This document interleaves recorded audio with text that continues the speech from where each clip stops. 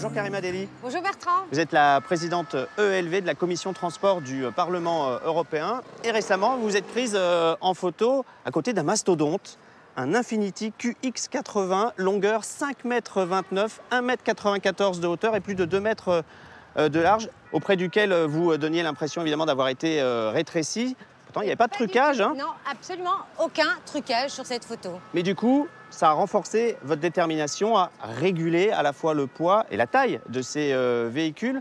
Mais comment faut-il s'y prendre? Est-ce que c'est au niveau national ou européen? Alors tout d'abord, il y a les deux. Tout d'abord, on peut se dire que l'Europe doit absolument se concentrer sur le poids et la taille des véhicules. Pourquoi? Parce qu'en 10 ans, ces véhicules ont pris, c'est plus 200 kg, c'est beaucoup 200 kg, hein, 25 cm de long et surtout 10 cm de large. Et face à ça, on a une obligation aujourd'hui de devoir justement réglementer la dimension et le poids. Ça tombe bien, l'Europe est en train d'y travailler. Comment réguler? Il y a une limite de taille qu'on peut imposer? Aujourd'hui, elle n'existe pas.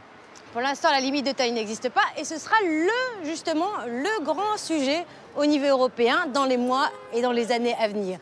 La Convention citoyenne pour le climat avait dit que face aux SUV, il fallait justement mettre en place un malus bonus. C'est-à-dire, plus on est gros, plus on paie une taxe. Il existe hein, ce malus écologique. Aujourd'hui, il est limité seulement à partir de 1,8 tonne et, voilà. Et 10 € par kilo. Pour vous, donc, c'est pas suffisant? Absolument pas, parce que sur le marché, 1,8 tonnes, ça représente que 5% de ces véhicules. Donc c'est absolument une goutte d'eau dans un océan de mobilité inaccessible. Et une des raisons récentes à l'augmentation du poids des véhicules, c'est tout simplement le fait qu'on passe à l'électrique, avec des batteries qui sont excessivement lourdes. Là aussi, il y a un paradoxe. Et voilà, donc plus c'est lourd et plus ça consomme d'énergie. Ce qu'il faut faire par rapport à ces véhicules, c'est véritablement montrer à quel point, il faut réduire la taille et le poids, même par rapport aux batteries, parce que des batteries, il va falloir les recycler aussi.